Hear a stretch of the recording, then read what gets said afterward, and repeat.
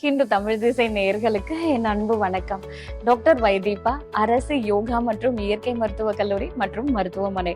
இன்னைக்கு happy journey for உமன்ல என்ன பார்க்க போறோம்னா, செகண்ட் ட்ரெமஸ்டர்ல வரக்கூடிய ப்ராப்ளம்ஸ், அதுலயும் குறிப்பா நம்மளுடைய கேரிங் மதருக்கு என்ன பிரச்சனைகள்லாம் வரும் அப்படின்றத தான் பார்த்துட்டு இருக்கோம். அதே இயற்கை மருத்துவத்துல எப்படி அவங்க எளிமையா சரி செஞ்சுக்கலாம் அப்படின்றத பாக்குறோம்.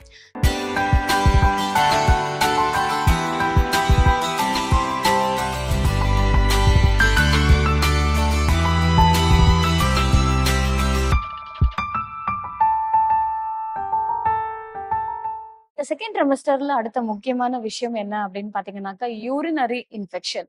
இது என்ன ஆகும்னா, அவங்களுக்கு அந்த பிளாடர்ல வந்து பேபி கம்ப்ரஸ் பண்ணும்போது சில நேரத்துல அர்ஜென்சி ஜாஸ்தி இருக்கும். ஒரு சிலருக்கு என்ன ஆகும்னாக்கா, அந்த ஸ்பிளிண்டர் வந்து ஒரு ப்ராப்பர் கண்ட்ரோல்லயே இருக்காது. அவங்க உட்கார்ந்திருக்கும் போது தெரியாது. எழுந்த உடனே பாத்தீங்கன்னாக்கா, அந்த யூரின் வந்து ட்ரிப்ளிங் இருக்கும். சோ இதெல்லாம் சரி செய்யணும் அப்படின்னா, நம்ம யோகால பட்டர்ஃப்ளை போஸ் அப்படின்றது இருக்கு. சோ இத வந்து நம்ம இந்த 3 ட்ரிமஸ்டர்லயுமே நம்ம பண்ணலாம். இதுல முக்கியமா இந்த செகண்ட் ட்ரிமஸ்டர்ல நம்ம பண்ணும்போது, அந்த பிளாடர்ல வரக்கூடிய இன்ஃபெக்ஷன், அதாவது கம்ப்ரஷனால வரக்கூடிய ஸ்பிளிண்டரோடைய ப்ராப்ளமும், யூரினரி இன்ஃபெக்ஷனும் வராம தடுக்கிறதுக்கு ஹெல்ப் பண்ணுது. இப்போ இன்ஃபெக்ஷன் வந்துருச்சு. என்ன பண்ணலாம் அப்படின்னு கேட்டீங்கன்னா, நம்ம ப்ரீபயோட்டிக்ஸ் அண்ட் ப்ரோபயோட்டிக்ஸ் எடுத்துக்கிறது ரொம்பவே நல்லது. ஸோ அடிக்கடிக்கு மோர் குடிக்கிறது நல்லது. இரவு நேரத்துல இல்ல, டே டைம்ல மோர், 1 டம்ளர் மோர்ல கொஞ்சம் இஞ்சி, கருவேப்பிலை, கொத்தமல்லி போட்டு நல்லா அவங்க அத 1 டம்ளர் ஃபுல்லா அவங்க குடிக்கும்போது, ஈவன் இப்போ கிளைமேட் பாத்தீங்கன்னா வெயில் ஜாஸ்தி ஆயிட்டே இருக்கு. சோ இப்ப இந்த மாரி நேரத்துல நம்ம நீர் ஆகாரங்கள் நிறையவே எடுத்துக்கணும்.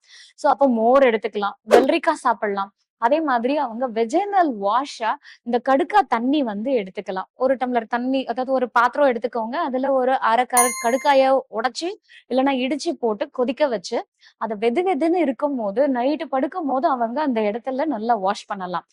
எப்பவுமே அவங்க யூரின் போயிட்டு வரும்போதெல்லாம் வார்ம் வாட்டர்ல வாஷ் பண்ணும்போது இந்த மாதிரி இன்ஃபெக்ஷன் வராம பிரிவென்ட் பண்ணலாம். இன்னொன்னு, ரொம்ப டர்ட்டியா இருக்கிற இடத்துல நம்ம அந்த யூரினேஷன் இது பண்றது, பாஸ் பண்றத நம்ம அவாய்ட் பண்றது நல்லது. ஆனா அதுக்காக நீங்க அர்ஜஸ கண்ட்ரோல் பண்ணிட்டு இருக்கிறதும் ரொம்ப தவறான விஷயம். சோ அப்போ நம்ம டிராவல் பண்ண போறோம் அப்படின்னா, அதுக்கேத்த பிரிப்பரேஷனோட நம்ம போறது நல்லது. இந்த நேரத்துல லாங் டிராவல் பண்ணலாமா அப்படின்னு நீங்க கேட்கலாம். சேஃபா நம்ம ட்ரெயின் டிராவலோ, இல்ல நம்ம வந்து கார்ல ரொம்ப சேஃபா டிராவல் பண்ண முடியும் அப்படின்னா, ஒரு ஷார்ட் டிஸ்டன்ஸ்ல போறோம்ன்றது நல்லது. இந்த நேரத்துல லாங் டிராவல் எடுக்கிறத அவாய்ட் பண்ணுங்க. ஒரு ஃபுல் பிரெக்னன்சிலயே வந்து ஃபர்ஸ்ட் ட்ரிமஸ்டர்ல நோ டிராவல் சொல்லிருங்க. இங்க வந்து செகண்ட் ட்ரிமஸ்டர்ல நீங்க டிராவல் பண்ணலாம். பட் சேஃபா ரொம்ப ஷார்ட் டிஸ்டன்ஸ்ல ஒரு கம்ஃபர்டபுளான டிராவல்ல நீங்க எடுத்துக்கலாம். அடுத்த விஷயம் என்னன்னா, வெஜினல் டிஸ்சார்ஜ். சோ இந்த நேரத்துல வந்து பாத்தீங்கன்னா, சில நேரத்துல நம்ம ஃபர்ஸ்ட் ட்ரிமஸ்டர்ல பிசிக்கல் ரிலேஷன்ஷிப் இருக்கக்கூடாது அப்படின்றத சொல்லியிருந்தேன். செகண்ட் ட்ரிமஸ்டர்ல நீங்க தாராளமா இருக்கலாம். அப்படி நீங்க இருக்கும்போது, ஒரு சில நேரத்துல நமக்கு இந்த மாதிரி ஒரு கிளியர் ஒரு ப்ரௌனிஷ் டிஸ்சார்ஜ் ஆவோ, இல்ல ஒரு ஒயிட் டிஸ்சார்ஜ் ஆவோ நமக்கு இருக்கும். சோ அப்ப அது வந்து நமக்கு ஒரு 1 ஆர் 2 டேஸ் இருக்கிறது தப்பு இல்ல. பட் இது வந்து ஜாஸ்தியாவே இருக்கு, ப்ரௌனிஷா இருக்கு, ஒரு ரஸ்டியாலாம் வருது அப்படின்னா, நீங்க மருத்துவர அணுகி இதுக்கு என்ன காரணம் அப்படின்றத கண்டிப்பா தெரிஞ்சுக்கணும் நம்ம. சோ அதுக்கேத்த ரெமெடிய நம்ம எடுத்துக்கலாம். அப்போ நம்ம பிசிக்கல் ரிலேஷன்ஷிப்ல இருக்கலாமா, இருக்கக்கூடாதா, நம்மளுடைய பிரச்சனைக்கு என்ன அப்படின்றது மருத்துவர் ஆலோசனையை எடுத்துக்கலாம். பட் காமனா நம்ம பார்த்தோம் அப்படின்னா, இந்த செகண்ட் ட்ரிமஸ்டர்ல you can have physical relationship. அடுத்தபடியா பாத்தீங்க அப்படின்னாக்கா, நம்ம இந்த பிரெக்னன்சி டைம்ல அடுத்த முக்கியமான விஷயம் கெஸ்டேஷனல் டயாபெட்டிஸ். அதாவது இந்த நேரத்துல நம்மளுடைய சுகருடைய லெவல் வந்து இன்க்ரீஸ் ஆகும். ஒரு சிலருக்கு, எல்லாருக்குமே இல்ல. அதனாலதான் எவ்ரி இதுக்கும் வந்து நீங்க ஹெல்த் செக்அப் போகும்போது டாக்டர்ஸ் வந்து உங்களுக்கு அதுக்கான மானிட்டரிங்லயே இருப்பாங்க. சோ நம்மளுடைய பிபி எவ்வளவு இருக்குன்னு பாப்பாங்க, சுகர் எவ்வளவு இருக்குன்னு பாப்பாங்க, நம்மளுடைய வெயிட் எவ்வளவு இன்க்ரீஸ் ஆயிருக்கு அப்படின்றத பாப்பாங்க.